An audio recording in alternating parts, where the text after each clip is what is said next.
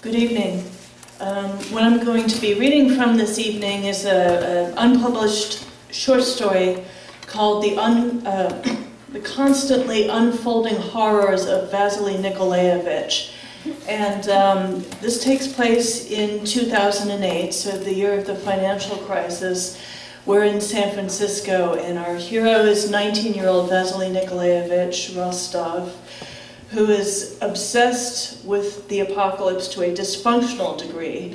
And as we'll see, he lives in a very Russian kind of world. We're kind of starting midway through the story. His eyes opened. He was not aware he had been asleep. Indeed, the memory of the past several days were so obliterated that he had to sit up and confirm his location to himself. There was the foot of the bed, the desk with his laptop, the discarded department store clothing rack on wheels with his few items of clothing, the plastic milk crates with all his clipped articles, the pile of bicycles. But he could not see the place where any of these things touched the floor. There was no floor. The shapes and traces of his home were all here and arranged in their order, but this was not his home. He had woken in some foreign kingdom whose custom was to mock each thing familiar to him. There was the sensation, too, of loudness, of brightness, but not those that are taken in through ears or eyes. A perception sense he had never before possessed was now being utterly overloaded. It curled his body in a hot seizure, wicking the shallow breath in and out of him. I am alone. He wished to say it aloud, to hear his own voice, but language was gone. Somewhere next to him was life and death. He was unprepared. The most beautiful woman he had ever seen in his life was before him. She was not in the room. She was simply all that there was. I am the archangel of chaos and destruction, he heard. You love me, you carry me, I am here. You are alone, keep walking, not long now. Vasily Nikolaevich felt a sharp blow to the head, and all was darkness. When next he opened his eyes, it was 3 in the afternoon. Spine still jangling, he struggled to move and placed his feet on the cold, damp linoleum beneath his bed.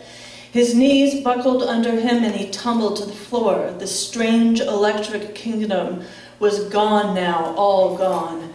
Each thing had its awful solidity again, its workaday molecules that clobbered his workaday nerve endings. That touching disorientation, that place he had been, or not, how he missed it now. His heart hurt in its cage, his eyeballs rang and buzzed. The house was empty. Vasily Nikolaevich sat beneath a hot shower for 45 minutes, threw on shoes and a heavy jacket, stepped outside, and began to walk. His feet circled the block at first, like homing pigeons navigating by their magical lights, and now they cut a straight line. He would go west. He would go to the sea. It would be several miles, and he would walk as though walking were a drug from which he could not come down. The idea of stopping terrified him. He would only stop when he could walk no more. You are alone. Keep walking. Not long now. What on earth could she have meant? Not long until the streets ran with blood. Not long until he left this life. Not long until he saw her again.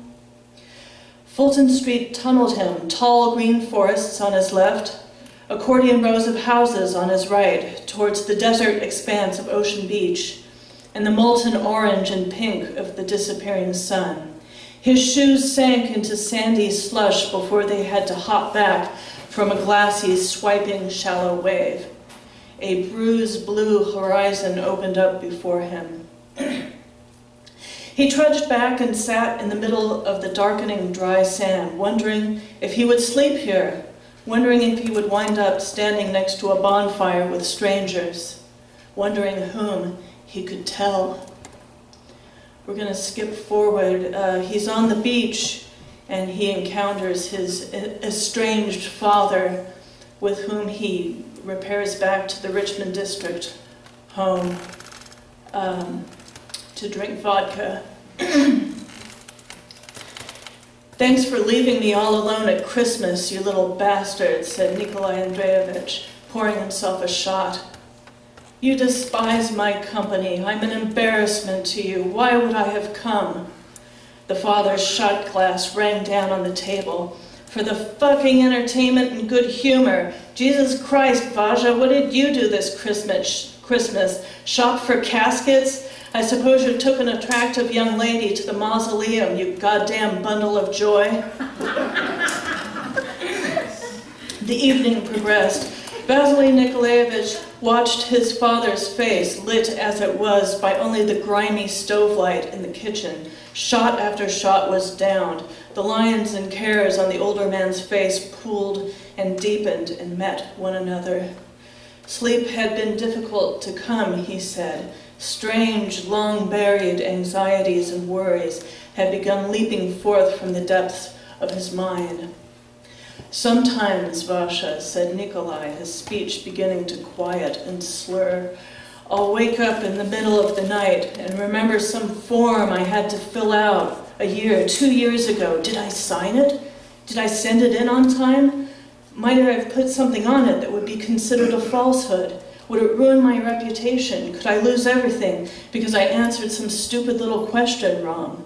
And even after I've assured myself, even after I've dug up everything and double-checked it with my heart pounding in fear," here he gestured towards the stacks of papers, "even then I worry, as though I can't trust my own eyes and mind. But the thing is, am I losing my mind, or am I just being a good businessman?"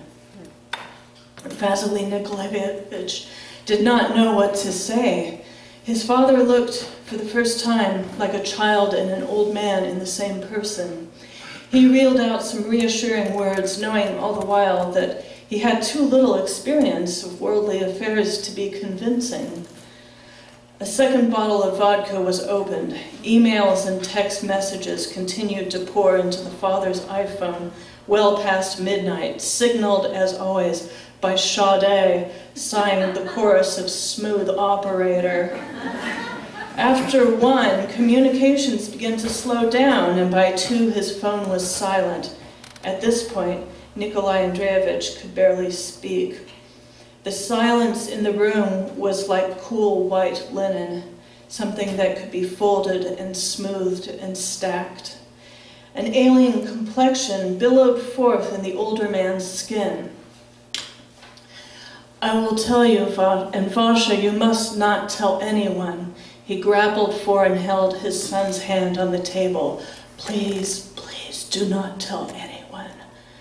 The younger man nodded, feeling nothing in particular. "I have had a visitor. You know what I'm talking about. She was not of this world." He described her. He described what the room had been like when she was there. There was no mistaking.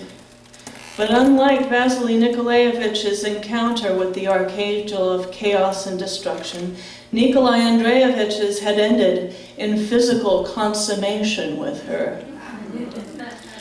Shortly after revealing this, the father became unconscious. His son dragged him by the armpits back towards the master bedroom, hoisted his bulk across the bed, popped the track shoes off his feet, set the alarm on his cell phone to 7 a.m., and walked out of the Marina-style home without a note or a word.